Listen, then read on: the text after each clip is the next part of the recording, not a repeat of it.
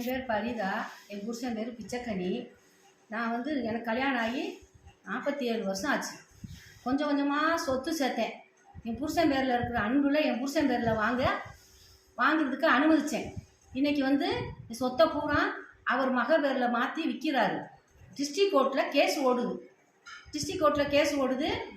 எல்லா சொந்த original document பூரா என்கிட்ட இருக்குன்னு சொல்லி டிஸ்ட்ரிக் கோர்ட்டில் கேஸ் போட்டுட்டு மதுரை அண்ணா நகர் ஸ்டேஷனில் மிஸ்ஸிங் சர்டிஃபிகேட் எடுத்தார், தொலைஞ்சு போச்சுன்னு சொல்லி. நாங்கள் ஹைகோர்ட்டில் போட்டு அதை கேன்சல் பண்ணிட்டோம். இப்போ அந்த மிஸ்ஸிங் சர்டிஃபிகேட்டை வச்சுக்கிட்டு மகவேரில் மாற்றி ஒன்றா விற்கிறாரு. இதை பாருங்கள், இந்த மிஸ்ஸிங் சர்டிஃபிகேட் கேன்சல் ஆன மிஸ்ஸிங் சர்டிஃபிகேட்.